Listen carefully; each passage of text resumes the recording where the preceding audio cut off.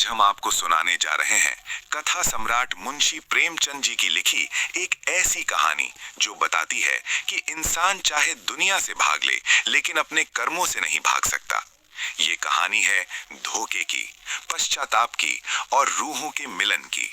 कहानी का नाम है मिलाप। कहानी की शुरुआत होती है बनारस के एक पुराने रईस घराने से।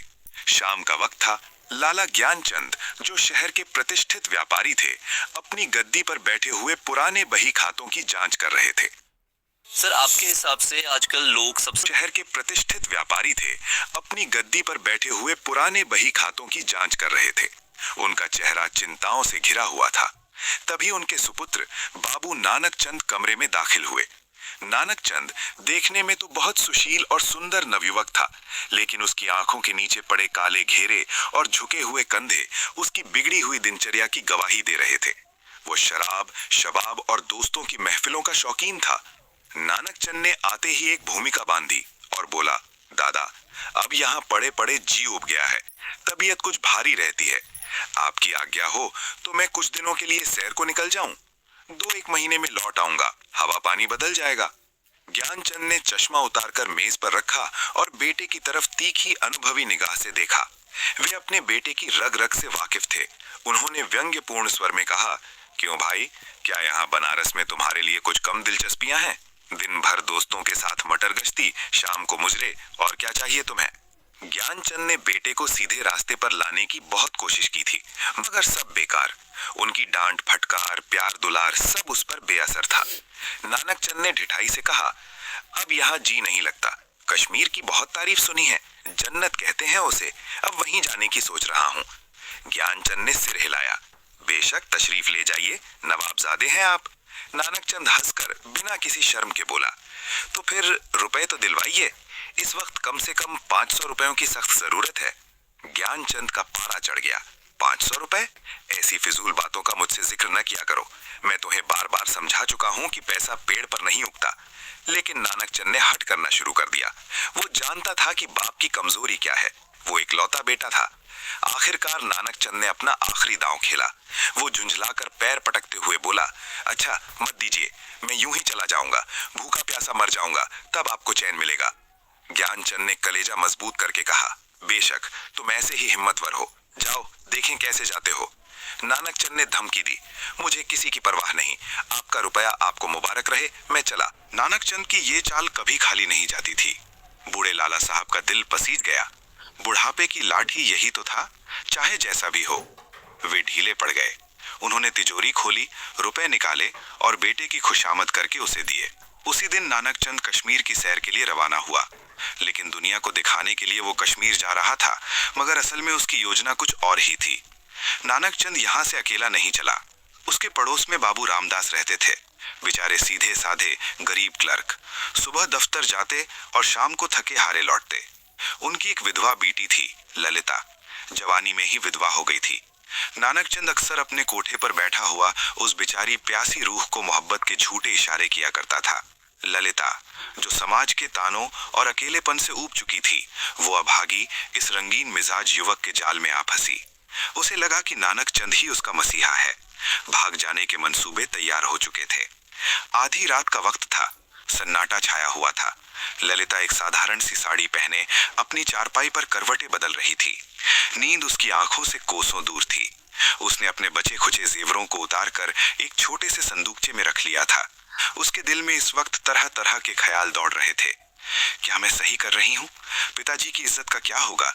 लेकिन क्या मैं सारी उम्र यूं ही घुट घुट कर मरूं? उसका कलेजा जोर जोर से धड़क रहा था।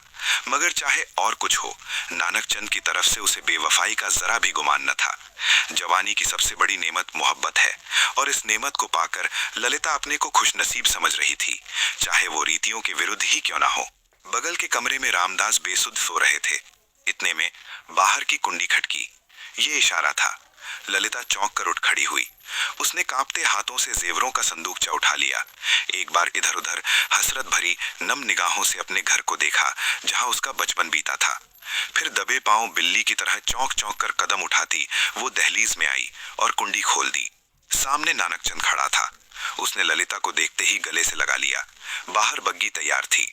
दोनों उस पर जा बैठे और अंधेरे में गुम हो गए। सुबह को जब बाबू रामदास उठे तो घर में सन्नाटा था। ललिता न दिखाई दी। उन्होंने आवाज दी, बेटी ललिता। कोई जवाब नहीं। वे घबराए। सारा घर छान मारा, कुआं तालाब देखा, कुछ पता न चला। तभी उनकी नजर बाहर की खुली कुंडी और सड़क पर बग्गी के टायरों के निशानों पर गई। वे समझ गए। वे सिर पीटकर वहीं बैठ गए। उनकी इज्जत, उनका मान सम्मान सब मिट्टी में मिल गया था। मगर अपने दिल का दर्द किससे कहते? पुलिस में जाते तो बदनामी, नहीं जाते तो कलेजे में आग। हंसी और बदनामी के डर से उनकी जबान पर मुहर लग गई। उन्होंने मोहल्ले में मशहूर कर दिया कि ललिता अपने ननिहाल गई है। मगर लाला ज्ञानचंद, जो दुनिया देख चुके थे, सुनते ही भाप गए कि बेटे की कश्मीर यात्रा के माने क्या थे। धीरे धीरे कानाफूसी से ये बात सारे मोहल्ले में फैल गई। उंगलियां उठने लगी। यहाँ तक कि बाबू रामदास, जो बेहद शरीफ इंसान थे, शर्म के मारे घर से निकलना बंद कर दिए और अंततः एक दिन उन्होंने आत्महत्या कर ली। एक पिता की जान इस अवैध प्रेम की पहली बलि बनी। उधर मोहब्बत की सरगर्मियां नतीजे की तरफ से बिल्कुल बेखबर होती हैं। नानक चंद जिस वक्त बग्गी में ललिता के साथ बैठा तो उसे इसके सिवाय और कोई ख्याल नहीं था कि एक सुंदर युवती मेरे बगल में बैठी है, जिसके दिल का मैं मालिक हूँ। एक विजय का नशा था उस पर।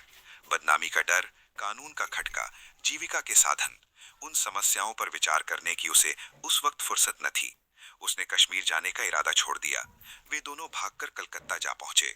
कलकत्ता। अरे सोनिया, उसने कश्मीर जाने का इरादा छोड़ दिया। वे दोनों भागकर कलकत्ता जा पहुंचे। कलकत्ता, सपनों का शहर और गुमनामी का शहर। शुरुआत के दिन तो बड़े रंगीन बीते, लेकिन नानक चंद ने कभी किफायत शारी का सबक न पढ़ा था। बाप की कमाई थी, पानी की तरह बहाई। जो कुछ जमा पूंजी थी वो 2 महीनों में ही खर्च हो गई। अब नौबत ललिता के गहनों पर आई। एक एक करके गहने बिकने लगे। प्यार की जगह चिंताओं ने ले ली। लेकिन नानक चंद में अभी इतनी शराफत या कहिए चालाकी बाकी थी। उसने दिल मजबूत करके अपने बाप लाला ज्ञानचंद को खत लिखा। उसमें उसने मोहब्बत को गालियां दी, ललिता को एक मुसीबत बताया और विश्वास दिलाया कि पिताजी, मैं बहक गया था। अब आपके पैर चूमने के लिए जी बेकरार है। मैं लौटना चाहता हूं, पर किराए के पैसे नहीं हैं। कुछ खर्च भेज दीजिए। लाला साहब ने खत पढ़ा। उन्हें तस्कीन हो गई कि चलो, बेटा जिंदा है, खैरियत से है। उन्होंने खुशी में सत्यनारायण की कथा सुनी। रुपए तुरंत रवाना कर दिए, लेकिन जवाब में एक सख्त हिदायत लिखी। बेटा, जो कुछ तुम्हारी किस्मत में था वो हुआ, लेकिन खबरदार, अभी इधर आने का इरादा मत करना। तुम यहाँ बहुत बदनाम हो रहे हो। पुलिस और समाज दोनों तुम्हारे पीछे हैं। तुम्हारी वजह से मुझे भी बिरादरी से नाता तोड़ना पड़ेगा। इस तूफान को उतर जाने दो। तुम्हें वहां खर्च की तकलीफ न होगी। मैं भेजता रहूंगा। मगर जिस औरत की बाह पकड़ी है उसका निबाह करना। अब उसे अपनी ब्याहता स्त्री समझो, धोखा मत देना। नानक चंद के दिल पर से चिंता का बोझ उतर गया। चलो, आमदनी शुरू हुई। बनारस से माहवार महीने का वजीफा मिलने लगा। इधर ललिता की सेवा और निस्वार्थ प्रेम ने भी उसके दिल को कुछ खींचा। यद्यपि शराब की लत न टूटी और हफ्ते में 2 दिन वो थिएटर देखने जरूर जाता, तो भी तबीयत में थोड़ी स्थिरता और कुछ संयम आ चला था। गृहस्थी जम गई थी। इस तरह कलकत्ते में उसने 3 साल काट दिए। इसी बीच ललिता की कोख से एक प्यारी सी बच्ची ने जन्म लिया। नानक चंद को बाप बनने का सौभाग्य मिला। उसने उसका नाम रखा कमला। 3 साल गुजर गए। सब कुछ ठीक चल रहा था कि अचानक नानक चंद के उस शांतिमय जीवन में हलचल पैदा हुई। एक तार आया। लाला ज्ञानचंद का 50वां साल था। उनका अचानक स्वर्गवास हो गया। हार्ट फेल हो गया था। ज्यों ही ये खबर नानक चंद को मिली, वो ललिता के पास जाकर चीखे मार मार कर रोने लगा। पिता का साया उठ गया था, लेकिन दुख के साथ साथ जिंदगी के नए नए और पेचीदा मसले अब उसके सामने आ खड़े हुए। इन 3 सालों की संभली हुई जिंदगी ने उसके दिल से शोहदेपन और आवारागर्दी का ख्याल बहुत कुछ दूर कर दिया था। उसे अब ये फिक्र सवार हुई कि चलकर बनारस में अपनी जायदाद, अपनी विरासत का इंतजाम करना चाहिए, वरना सारा कारोबार, सारी हवेलियां धूल में मिल जाएंगी। मुनीम लूट खाएंगे। लेकिन एक बहुत बड़ा रोड़ा था, ललिता। ललिता का क्या करूं? अगर इसे साथ लेकर चलता हूं तो 3 साल पुरानी घटनाएं, वो अपहरण, वो आत्महत्या, सब ताजी हो जाएंगी। पुलिस का केस खुलेगा। एक हलचल पैदा होगी जो मुझे हुक्काम और समाज में जलील कर देगी। मेरी नाक कट जाएगी। इसके अलावा उसे अब कानूनी औलाद की जरूरत भी नजर आने लगी। जायदाद का वारिस चाहिए था। ये हो सकता था कि वो ललिता को अपनी ब्याहता स्त्री मशहूर कर देता, लेकिन इस आम ख्याल को दूर करना असंभव था कि उसने उसे भगाया है। वो एक विधवा थी। समाज उसे कभी नहीं अपनाता। ललिता से नानक चंद को अब वो मोहब्बत भी न थी। वो नशा उतर चुका था। अब वो एक साधारण पति था जो गले में पड़े हुए ढोल को पीटना ही अपना धर्म समझता है, जिसे बीवी की मोहब्बत उसी वक्त याद आती है जब वो बीमार होती है। और इसमें अचरज की कोई बात नहीं है अगर दौलत और रईसी की नई नई उमंगों ने उसे उकसाना शुरू किया। उसके मन में स्वार्थ जाग उठा। मुझे वापस जाकर रईस बनकर रहना है, इज्जतदार बनकर रहना है, और इस रास्ते में ललिता एक कांटा है। मानव भावनाओं की यही साधारण और क्रूर दशा है। नानक चंद अब मजबूत इरादे के साथ सोचने लगा कि यहां से, इस जंजाल से कैसे भागूं। अगर इजाजत लेकर जाता हूं, कहकर जाता हूं, तो 2-4 दिन में सारा पर्दाफाश हो जाएगा। अगर बहाने बनाता हूं, तो आज के तीसरे दिन ललिता बनारस में मेरे सिर पर सवार होगी। वो मेरा पीछा नहीं छोड़ेगी। कोई ऐसी तरकीब निकालूं कि इन संभावनाओं से हमेशा के लिए मुक्ति मिले, सांप भी मर जाए और लाठी भी ना टूटे। सोचते सोचते शैतान ने उसके कान में एक मंत्र फूका। उसे आखिर एक खौफनाक तदबीर सूझी। वो एक दिन शाम को ललिता से बोला, मैं दरिया नदी की सैर करने जा रहा हूँ, हवाखोरी के लिए। वो घर से निकला और फिर रात को घर वापस न आया। ललिता सारी रात दिए की लौ की तरह टिमटिमाती रही, इंतजार करती रही। दूसरे दिन सुबह एक पुलिस का चौकीदार ललिता के पास आया और उसे थाने में ले गया। ललिता हैरान थी कि क्या माजरा है। दिल में तरह तरह की दुश्चिंताएं पैदा हो रही थी। कहीं उन्हें कुछ हो तो नहीं गया। वहां जाकर उसने जो कैफियत, जो मंजर देखा, तो दुनिया आंखों में अंधेरी हो गई। वो पछाड़ खाकर गिर पड़ी। थाने में एक मेज पर नानक चंद के कपड़े, कुर्ता, धोती खून में तरबतर पड़े थे। उसकी वही सुनहरी घड़ी, वही खूबसूरत छतरी, वही रेशमी साफा, सब वहां मौजूद था। जेब में उसके नाम के छपे हुए कार्ड थे। सबूत पक्का था। पुलिस ने कहा, बीबी, कोई संदेह नहीं रहा कि नानक चंद को किसी ने कत्ल कर डाला है और लाश नदी में फेंक दी है। ये एक बहुत बड़ा नाटक था। नानक चंद ने किसी जानवर का खून अपने कपड़ों पर छिड़का था और अपना सामान घाट पर छोड़ दिया था, ताकि सबको लगे कि वो मर चुका है। 2-3 हफ्ते तक थाने में तहकीकातें होती रहीं। पुलिस ने फाइल बंद कर दी। किसी बेगुनाह को पकड़कर फंसा दिया गया या मामला रफा दफा हो गया। ललिता अब एक विधवा, एक अनाथ, एक बेसहारा औरत थी, गोद में एक नन्ही बच्ची के साथ उस बड़े अनजान शहर कलकत्ता में। और उधर वहां बनारस में क्या हो रहा था? बनारस में स्वर्गीय नानक चंद वापस लौट आए थे, चुपके से। उन्होंने कहानी बनाई कि वे तीर्थ यात्रा पर थे और कुछ ही महीनों बाद नानक चंद की शादी धूमधाम से रचाई जा रही थी, एक रईस खानदान की लड़की से। लाला नानक चंद अब अपनी गद्दी पर थे। धीरे धीरे फिर वही पुराने उठने बैठने वाले यार दोस्त आने शुरू हुए। फिर वही मजलिसें जमी। फिर वही जाम और सुराही के दौर चलने लगे। संयम का कमजोर अहाता इन विषय वासना के लुटेरों को न रोक सका। हाँ, फर्क बस इतना था कि अब इस पीने पिलाने में कुछ पर्दा रखा जाता था और ऊपर से थोड़ी सी गंभीरता, एक रईस वाली शान बनाए रखी जाती थी। लेकिन ईश्वर की लाठी में आवाज नहीं होती। साल भर इसी बहार में गुजरा। नई नवेली बहू जो बड़े अरमानों से आई थी, घर में कुड़-कुड़ कर, घुट-घुट कर बीमार रहने लगी। पति की अय्याशी ने उसे तोड़ दिया। तपेदिक ने उसका काम तमाम कर दिया। वो मर गई। तब दूसरी शादी हुई। खानदान वारिस मांगता था, मगर इस स्त्री में नानक चंद की सौंदर्य प्रेमी आंखों के लिए कोई आकर्षण न था। वो उसे पसंद नहीं करता था। इसका भी वही हाल हुआ। बेचारी ने कभी बिना रोए कौर मुंह में नहीं दिया। 3 साल में वो भी चल बसी। तब तीसरी शादी हुई। ये औरत बहुत सुंदर थी, अच्छी, सुशिक्षित और आभूषणों से सुसज्जित। उसने नानक चंद के दिल में जगह कर ली। नानक चंद को लगा कि अब जीवन पटरी पर आ गया है। एक चांद सा बच्चा भी पैदा हुआ। एक रोज उसने फैसला किया।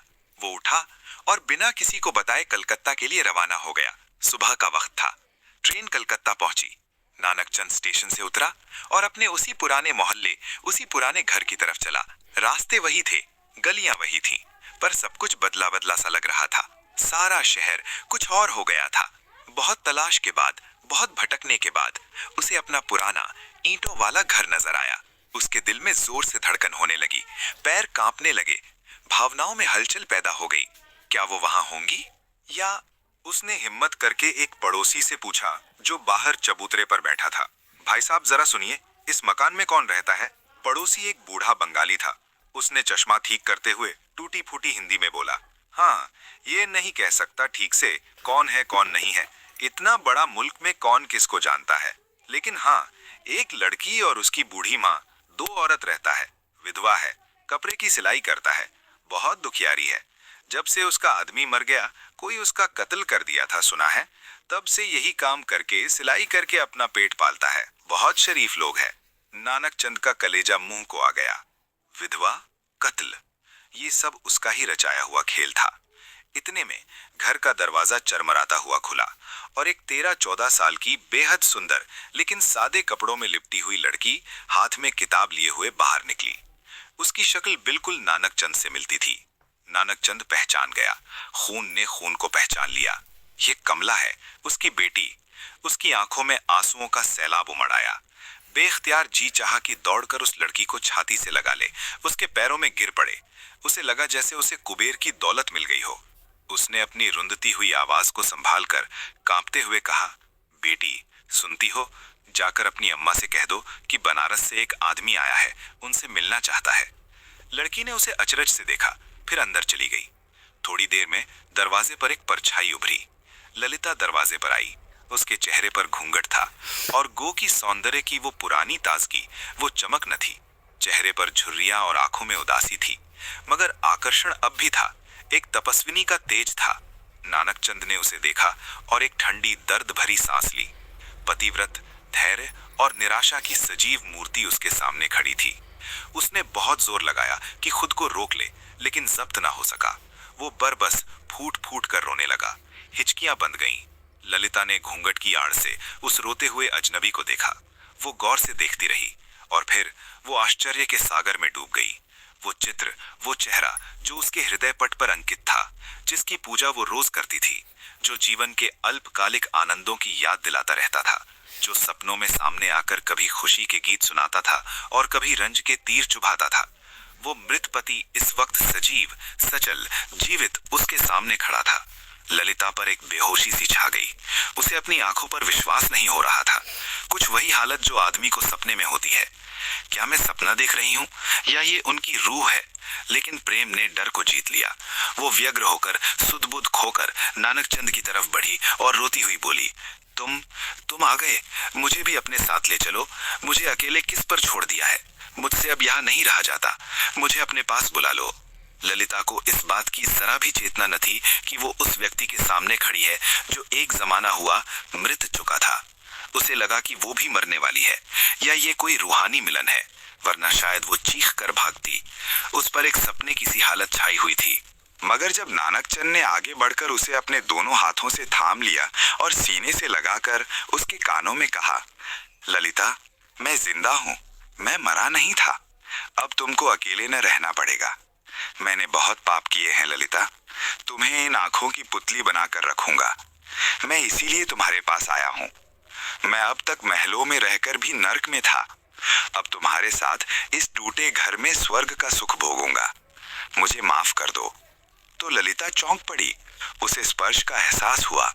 वो छिटक कर अलग हटती हुई अपनी बड़ी बड़ी आंखों से उसे देखते हुए बोली, जिंदा? तुम जिंदा हो? मेरी आंखों को तो यकीन आ गया, मगर दिल को नहीं आता। हे ईश्वर, करे ये सपना ना हो। अगर ये सपना है तो मैं कभी जागना नहीं चाहती। और फिर उस पुरानी गली में दो बिछड़ी हुई रूहें, एक पश्चाताप के आंसू रो रही थीं और दूसरी मिलन की खुशी के। आप सुन रहे थे मुंशी प्रेमचंद की लिखी दिल को छू लेने वाली कहानी मिलाप। ये कहानी हमें सिखाती है कि सच्चा प्रेम और किए गए कर्म कभी पीछा नहीं छोड़ते। देर से ही सही, पर मिलाप जरूर होता है।